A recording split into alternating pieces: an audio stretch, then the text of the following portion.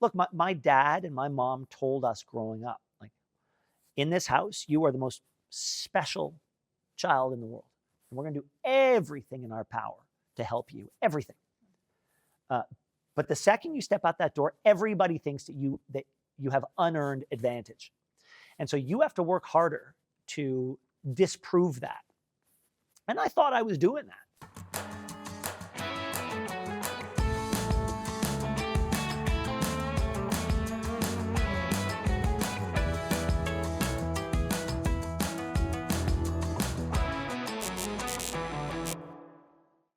Hi, everybody, and welcome back to Arlene Is Alone. And today I'm alone with my friend Ben Mulroney. Hi, Arlene. Hi, Ben. Like, honestly, this is going to be a great chat. Yes. Like, this is going to be the best conversation. We have known each other for, like, how long? I was trying to think about it. So it's well over 10 years. And the reason I know that is because I had David Chilton on my show. Yeah. And we were talking about the time that I came into the Dragon's Den with for the promotion of the 10-year anniversary of the show. Yeah. And I did like a fake pitch.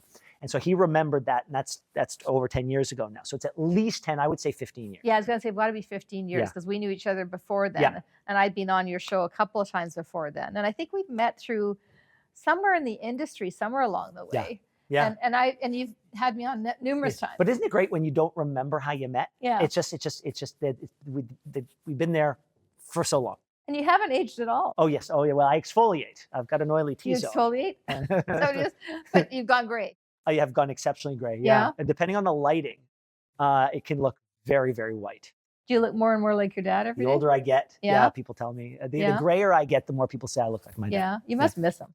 Miss him every day. Yeah. But it's interesting, when he passed away, and we, did that very public reception as the line was going by and shaking people's hands. People would ask, they said, that must be really hard. And I said, well, no, it's not hard. Think about it. All people are doing is coming and recounting stories that they have of him. And in a lot of cases, it was stories I didn't know. So I have this image in my head of my dad, and people are coming in and coloring in and shading him in ways that I didn't expect. And so the picture that I have in my head becomes even more clear because of other people's recollections. And I'll be in an airport, or I'll be in a hotel lobby, and someone will say, I just want to tell you a story about your dad. And I might not be thinking about him. And they force me into a conversation with my dad in my own head. And so to me, it's a wonderful thing. That part of being public is wonderful. Yeah, I love that. And I love the fact that they're filling in, because there's a side of our parents that we'll never know, right? That who they are to other people is not who they are as our parents. Well, look, I'll give you an example. One that floored me was right after he died, before the funeral. He was in one of the newspapers, and a journalist wrote a story about how my dad, because he'd given up drinking after his first kick at the can to become leader in 1976. And he gave it up cold turkey, and it was never really a hard thing for him to do once he realized what he couldn't achieve by drinking. Mm-hmm. But then this person, I think it was in the Toronto Star, wrote that Dad acted as an unofficial sort of sober coach for a number of journalists when they would travel on the road. And back then there was a lot of traveling, right? Because you couldn't do things over Zoom. Mm-hmm. And if he noticed that somebody was struggling, and he had his ear to the ground, he knew what was going on in newsrooms, and he knew he could spot people who were physically struggling. He would bring them to the front of a plane and chat with them, or he would call them at home and chat with them. And I can't remember which journalist it was, but talked about his personal experiences with my dad, helping him through some difficult times. That's a heck of a story to learn about your father. And so that was just one of many stories I've heard. Yeah, I mean, he was larger than life. I mean, he really was. The contribution to our country and his dedication to Canada, and your family continues. Your sister's in politics. Yeah. You now have a political show. Yeah. Do you want to be in politics? No. I mean, people ask me. Just because you can do something doesn't mean you should. Mm-hmm. And I think name recognition alone could get me there. I know what the problems are. That's why I'm good at my job as a radio host, but I don't know what the solutions necessarily are. I think I can chirp and complain like everybody. I think I can probably do so a little more effectively. I think I'm a good communicator, but it takes a special kind of dedication and a willingness to sacrifice in politics, which is why I have a lot of respect for anybody who presents themselves. Sometimes there's such a thing as presenting yourself for too long. I think some people who think politics is something you should do forever is an issue. But no, I have a lot of respect for anybody. I mean, I'll go right there because, certainly the current leader of the Conservative Party, you could say that about, which is, it's not a career. No, but also he hasn't done what he needs to do yet. Right. Like look, if you're a member of the NDP federally, there's zero chance you're going to form government. Yeah. Right. So sticking around for 30 years probably is like, you got to ask yourself why. Mm-hmm. But he only became leader. That was his first election as leader, and he came close. And some people think his political epitaph should be written now. I just think after the electoral whiplash that we experienced from Justin Trudeau leaving to Mark Carney coming in and winning, I don't think anybody could have called that the way it happened. Mm-hmm. I certainly didn't. And so anybody who thinks that they know what the next 3 years are going to look like you should be betting in Vegas, because if you think you know how it's going to go and none of us knew how the last year went, good luck to you. Yeah, I find, I'm interested because I was surprised when you took on the show, only because it felt like that was more leaning towards, that political, that you went from eTalk, which is an entertainment show, to something that is really about Canada's, zeitgeist, right? Well, people look at what I say. So there's people who immediately assume that I'm some right-wing reactionary, and that I challenge people to look at what you do sometimes say things that are a little bit right-wing. No, I think I'm center right. Okay, but I don't think I'm more than that. Okay. And my personal honest opinion is, given the last 10 years, I think the Liberal Party of Canada lost the moral authority to govern for at least a term. Mm-hmm. Like, call me crazy, but that's just my personal opinion.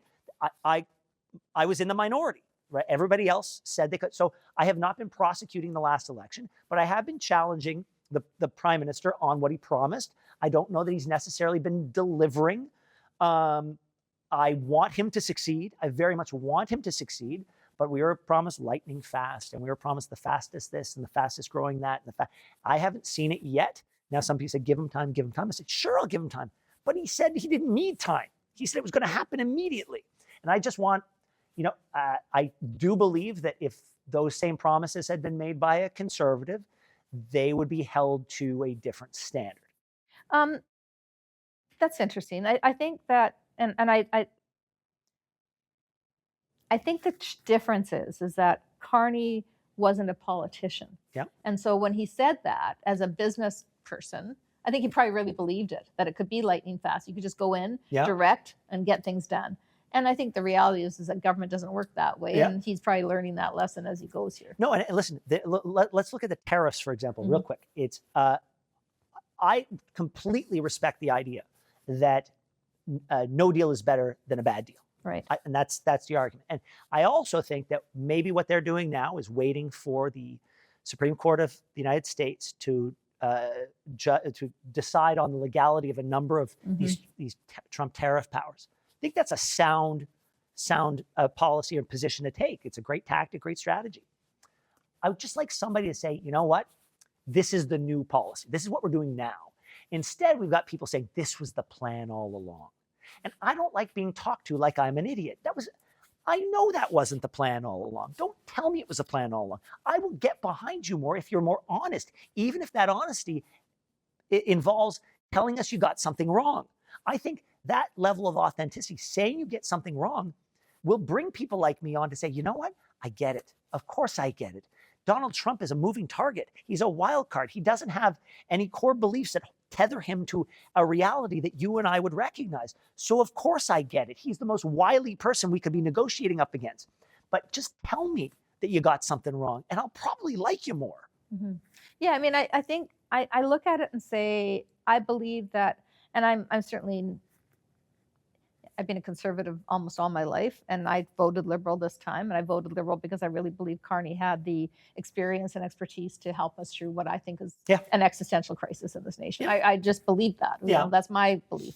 And I do think that he is learning some of it as he goes and leaving the politics to his team. Yeah. And probably learning the political realities of trying to. And that's fair. That's fair. I think that the most of the problems that we have predate Donald Trump. And I think that there was a little politics that was played with Donald Trump. I think the Liberals realized that the specter of Donald Trump would help them politically. So I think cynically they overplayed that. And I think a lot of people bought into it. That's interesting. Yeah. I think people would say that about the Conservatives too. And that's what I find fascinating about politics in general. Oh, yeah. Oh, I learned whatever. I learned a ton. Right? I learned in the last election, I said, because it was not a positive election at all. On one hand, you had the Conservatives playing on anger. And on the other hand, you had the Liberals playing on fear. And based on what I saw, you can extend and you can leverage fear more than anger. If from what I saw, the example that was given in that election is that anger burns out fast. Fear can last forever. Interesting. And I do think that Carney is more of a, what I would classify as right down the middle, more of a centrist than anything. But that regardless, I find it, I love that, you know, you're doing a political show now. Because I actually did think that meant you were signaling that you had an interest in politics. Oh, no, but I've always had an interest in politics. I mean, I remember, you grew up. I remember years ago, I tried, during one of the municipal elections, CP24, asked me to participate in their election coverage. And I was so excited.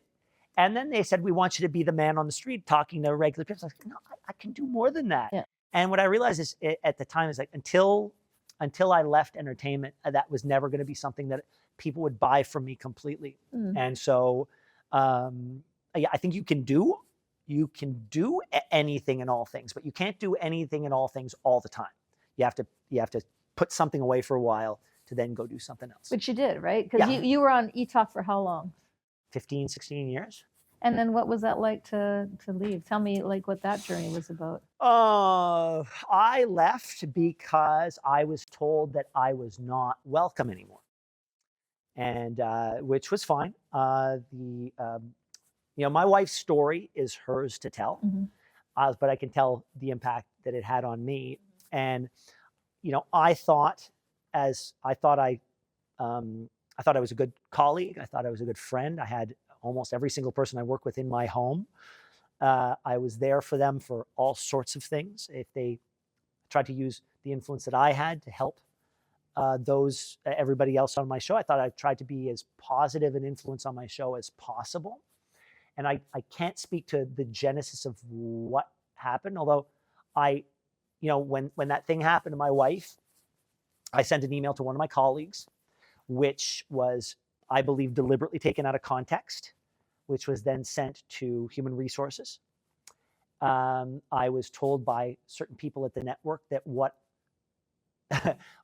even with the misinterpretation, it amounted to a, quote, parking ticket. But I was told in no uncertain terms that the people who worked there didn't want me there anymore. I am not somebody who, I'm not nostalgic. I'm not. So long as everybody in my house is safe and my dad's watch is safe, my house could burn to the ground and I wouldn't think about it ever again. So the second that a group of people tell me they don't want me around anymore, no problem. I won't think about you again. How hard was that on you? You say you're not nostalgic, but I know it impacted Jess. Like how hard was that on her and your relationship? Because that would have been really hard. Yeah, she had everything taken away from her. Yeah. She had everything unfairly taken away from her. I mean, the woman who made the accusation essentially said, this woman punched me in the face. What she didn't show was she hit my wife in the back of the head with a stick 3 times. Like she edited the video, metaphorically. And the country jumped on it because they had their hero and they had their villain. And it was perfect. For the time we were living in, it was perfect. And I went around to every media source in this country, every one of them. And I said, you know that the key to this story is these text and DM exchanges. You don't find it funny that this woman never shared them with you? Would you like to see them? Because we have them. No, that's okay. Nobody wants to see that. It's like, well, you destroyed this woman's life over these allegations. You can confirm them. It took 2.5 years to get anyone to be willing to look at it. And in the meantime, everything that Jess had worked on frittered away. And so that was really tough. It was really, really tough. Her career went away with it, right? In Yeah, terms of yeah. everything I think she had she's. built. I don't want to speak for her, but I'm pretty sure she'd say there's an element of it that was a blessing in disguise, because I don't know that she was necessarily chasing the right stuff. Yeah. I think that's what she'd say. So she's looking for. She's doing some great stuff now, which I'm sure she'll talk about on her own. But she's in a better place. She's a great mom. She's a great partner. She's a great friend to those friends that, there were some that disappeared. There's some that I think picked the wrong side. There's some who publicly, because it was really important to show what side you were on, went on social media, let everybody know that they were supporting that person and not that person. And then they would quietly, privately come back and say this. And so, it'd be really nice if you said that publicly, because of all the stuff you actually did say publicly before. But, it was a different time. You could get canceled for for hinting at the wrong thing back then. And I don't think you can get there anymore. Were those two things connected? What happened on eTalk and what happened with Jess at the same time? Were they connected? Yeah. So. Yeah, absolutely. Yeah. There was an element, I think, of getting that. They didn't like Jess and her relationship with Meghan Markle. I think there were some. I've said it before. We always talk about toxic masculinity. Some of the most toxic people I've ever met are women. I've seen them to each other, to men. The allowances that we make for the behavior of certain women, we would never allow for men. I worked with some of them. Some of the most egregious behavior I've ever seen has come from women, and how they've treated each other is despicable. And we don't talk about those things. And so I've done so, and I have no problem doing it again. So that there was that element of jealousy. And then with me, I honestly, I don't know what it was. I think they figured if you're going for one, you might as well go for the other. And interesting. Yeah, I honestly, I don't know. I had a conversation with that colleague I just told you about, who sent me to HR, and she played a little dumb on this phone call that we had. And I said, look, we can talk to each other like we're smart, or we can talk to each other like we're stupid. And I know what you did, and you know what you did. And talking to each other like we don't know what happened is insulting to both of us. And then that was the end of that conversation. Do you think, because I'm thinking back at the story, like I've been, I've had things, I've been accused of things publicly as well. And it's very devastating when you have a good reputation and somebody says something that is not true about you. And it can be very hard on your relationships, because people have to trust that you're telling them, people that, your family, your friends, they just have to trust that you're telling them the truth. Yeah. Which is hard, right? Yeah, no, I had some, those things put pressure on my relationship with my family as well, very much so.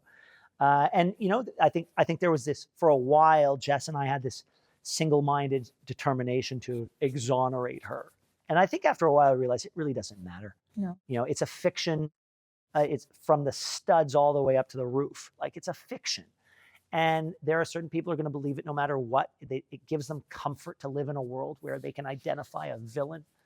And then we realize, what? There are people for whom who knew from the jump that it was not real and it was fabricated. And some knew maybe there might have been something there, but they were willing to listen, and they were still there for us. And I think at some point we realized, what? It's you gotta build again. Look, I got into some crap for sort of being laying. I was told I was laid down and took it from the woke crowd, and I pointed out, I was like, it was you don't try to negotiate with a mob, and you certainly don't try to negotiate with a hurricane. What you do is you recognize that they are bearing down on your home, and you get in the basement and you gird for the worst possible situation. And you sit down there and you wait for the storm to pass. And then you come back upstairs and you survey the damage and you rebuild. That's what happened. That's what happened. And so you're very practical about it, which I appreciate, because you said you're not nostalgic. You see it for what it is. You call it for what it is, and in all from your perspective. is Jess that way? Like, and I don't want you to speak for her, but I'm Yeah. just kind of curious, like, because is she also not nostalgic and not, is she able to do the same? She's not anymore. Yeah. She's not anymore. She's not But anymore. it did take a while. I mean, listen, when I say everything was taken away, we were, her show had aired on CTV. Yeah. And the deal was, as soon as it aired on CTV, it was going to air globally on Netflix. Yeah. Because it was a joint thing between Netflix and CTV. It was going global. Like, she was on the cusp of being a thing. And then the pandemic happened. So we were literally going to have a launch party. I was going to host a party for it, a party on King Street here, to celebrate the launch on Netflix. And then what happened, and CTV, for reasons unknown to me, made such a publicly self-flagellating, she did this thing, no proof of it, no investigation. She did this thing and we don't endorse it. So we're canceling the show and we're taking it off. We're deplatforming her and her show. And I'm pretty sure Netflix called them up and said, what the hell, dude? Like, this was a joint thing. You just, by doing that, you've made it impossible for us to do anything with this thing that we paid for as well. But at that point, everyone just moved on. So that's how close she was. And, and the show was beautiful. Yeah. I mean, I don't know if people don't remember it. The very first episode of the show was her going to like New York State and finding a black man, and that's important to note given the conversation we're having, who is on death row for murdering someone he did not murder. And he finally got out with DNA evidence, and she helped give this man and his family, all of whom believed he didn't do it, the wedding that he and his wife deserved. Mm. That was the first episode. And it was genuine, it was authentic, and I challenge anyone to watch it and tell me I'm wrong. And people were deprived of seeing that. Do you think that you guys are somehow guilty of that privilege that comes with good looks and a family name, and like, do you ever feel like that has worked against you? Because I think it. Well, I mean, I think there's a certain type of person that relished watching the comeuppance. Yeah. Because there's a certain type of person that they have to believe that if a successful person has a child who is also successful, it must be because it was given to them. Yeah. Must be, has to be. That's the only way that their world makes sense. And I get it. Like there's a part of some people that if things aren't going well in their world, then they need to believe that if that guy's happy, it's he didn't earn it. Didn't deserve it. He didn't deserve it. And so look, my dad and my mom told us growing up, like, in this house, you are the most special child in the world. And we're going to do everything in our power to help you, everything. But the second you step out that door, everybody thinks that you have unearned advantage. And so you have to work harder to disprove that. And I thought I was doing that. But I think the moment was just unique. And I think there are certain people who, I don't know, just were thinking strategically in a way that I wasn't. Take me back to your twins. Yeah. And Meghan Markle's wedding. Oh my God. I mean, okay, so Brian and John, they're 15 now. They're 15 now. 15 wow. Now. Yeah, they're 15. They were just little boys at the time. And I mean, I was so proud. We were there. They were doing the rehearsals. And I went into the church and I saw where I was sitting, and I couldn't believe where I was sitting.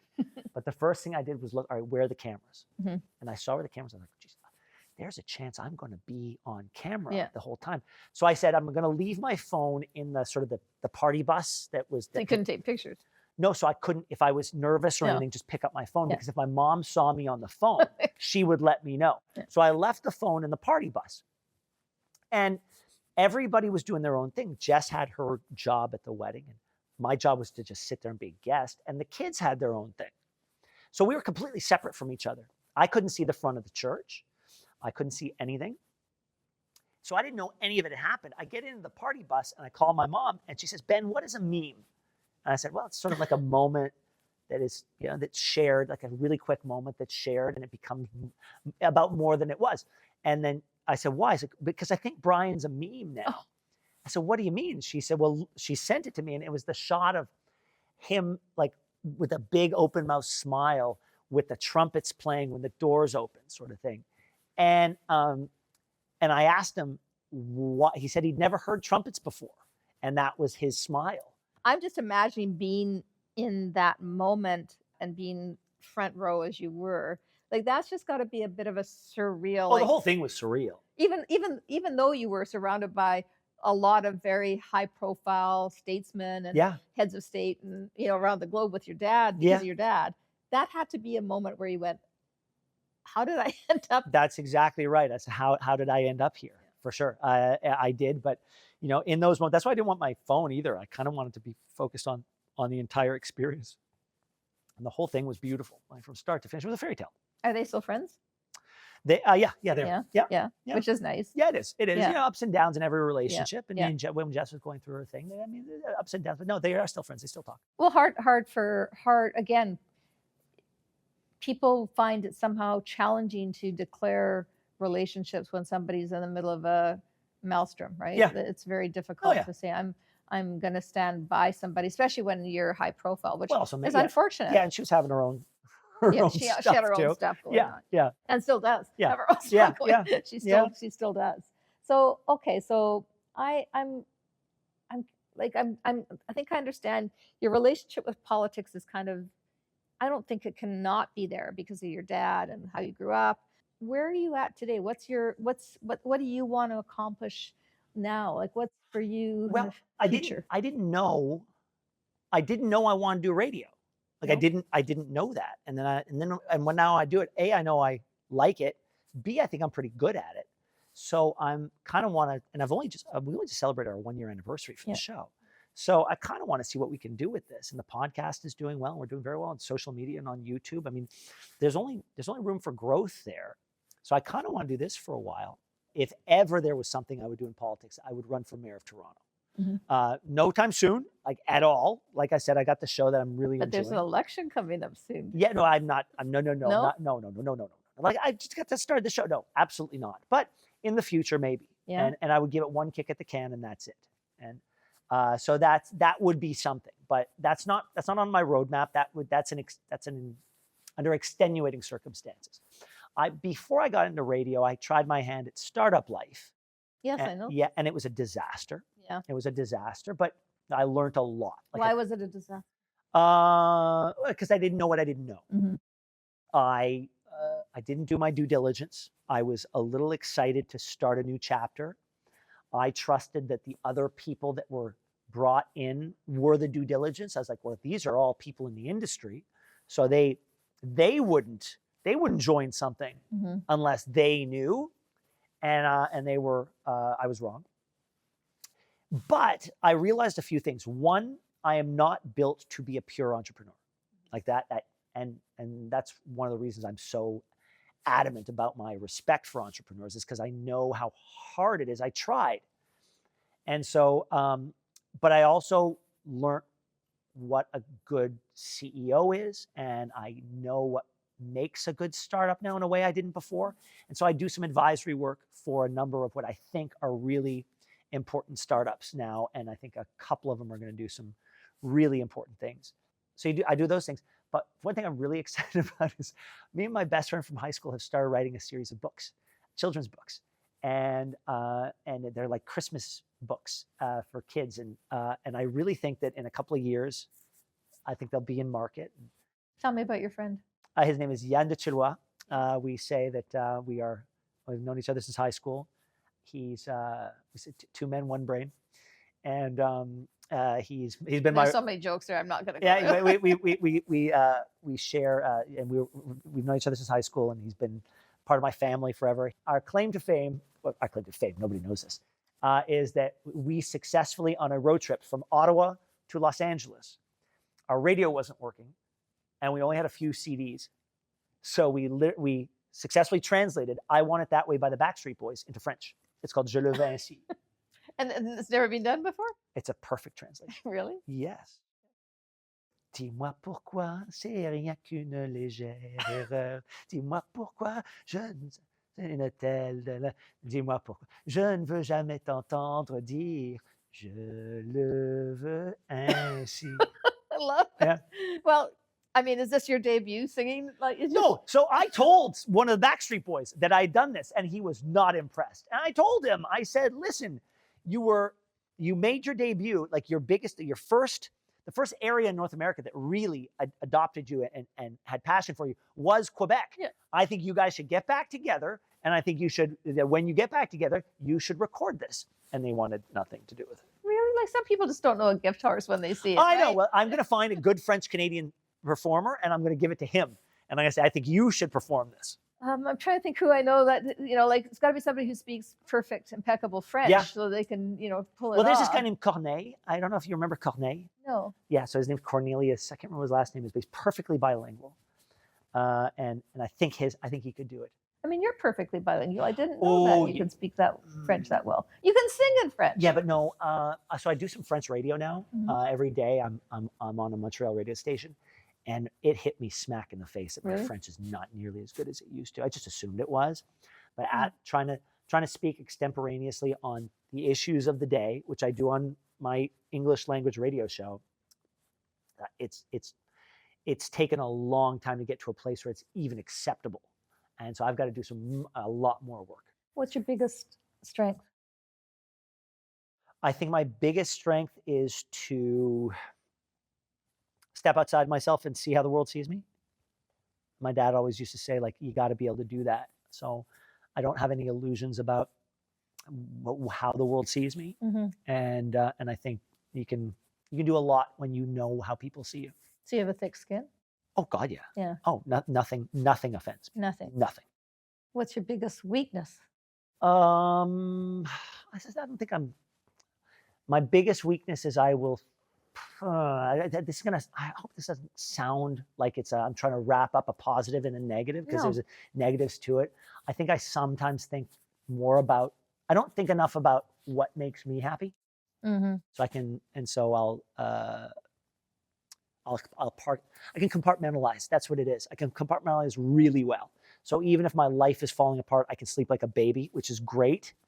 But I can sometimes forget to unpack those boxes, and they can overflow to my detriment. Yeah, that irritates the hell out of people who want you to feel something, when you're, right? Well, but I used to think it was no problem, because I didn't have, my life was fairly charmed for a long time. And so those boxes, they never got particularly full. And I started going to therapy, mercifully. And I was able to start dealing with that stuff. Has it helped? Oh, yeah. Yeah? Yeah. Do you still go? Oh, yeah. Now, how long have you been going to therapy? A year. A year. And you find that's really made a difference in your relationships, yourself, everything, your relationship with yourself, your relationship with others. Yeah. It starts with me. Like, I used to think, I'll take care of that later. Take care of me later. I remember being, being in relationships and being really upset when things weren't going well, really finding it to be a difficult, emotional thing, and I didn't sleep. And it used to drive me crazy that he could sleep. Yeah. You got the same thing? Oh yeah. I could. It doesn't matter what's going on. I pass out. When I'm tired, I sleep. I could fall asleep. I could wake up after 12 hours of sleep, get on a plane, and fall asleep for another 3 hours. Like, sleep is never been an issue. But problems are, because I would always say that my problems are going to wait for me. They'll be there when I wake up. So I'll just go to sleep now. I'll wake up and they'll be there. But I didn't realize that as you get older and you have more responsibility, those boxes that you're filling with stuff, those boxes are only a certain size. And next thing you know, they're going to overflow into other parts of your life. How old are you now? 49. 49. So you're just at that stage where you're really starting. The boxes are getting Yeah. And you do need to unpack. You got to them. unpack every now and then. You do have to unpack. But it's interesting to me, and we talked about this beforehand. I know you don't want to talk about your relationship now and where you're at, but I think people, in the absence of knowing from the horse's mouth, people do create their own narratives. And I hate that. Like, so, Yeah, but so what? Yeah. You know, so what? So you're okay with that? Look, I've always said that the only people whose opinions matter to me, on any front. So if it's professionally, I care about my family, my friends, and the people who sign my checks. Yeah. That's it. Yeah. If they're all happy, if my parents said, okay, well, you didn't make an ass out of yourself and you did a pretty good job, and my friends say, hey, I really like that segment you did, and my bosses say, we're happy with you, that ensures I have a job tomorrow. Yeah.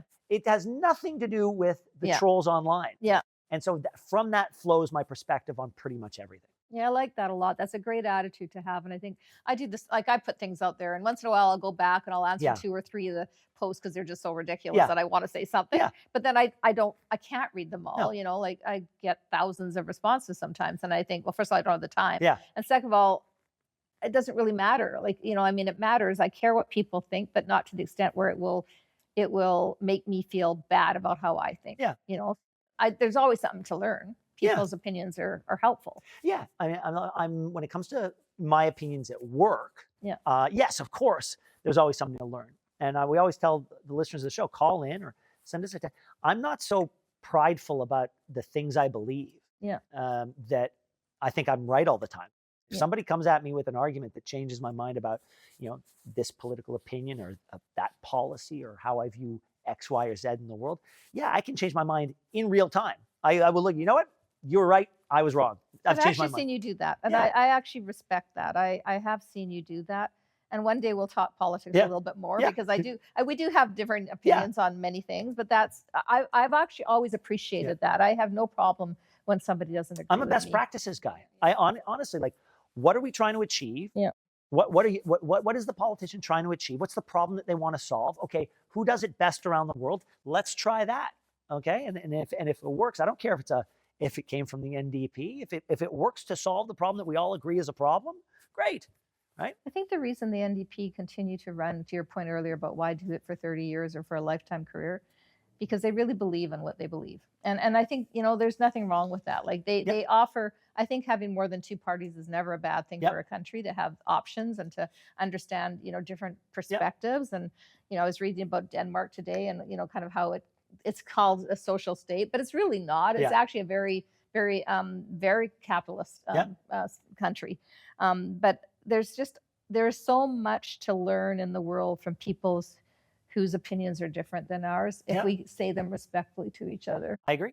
Anything you want to say to, like, you know, first of all, I could, you're so complex. You've got, oh boy, no one's accused me of that. No, you're not. You're complex in that you have had a very unique life to date, and I think you continue to want to contribute to our country in a meaningful way, and I appreciate that.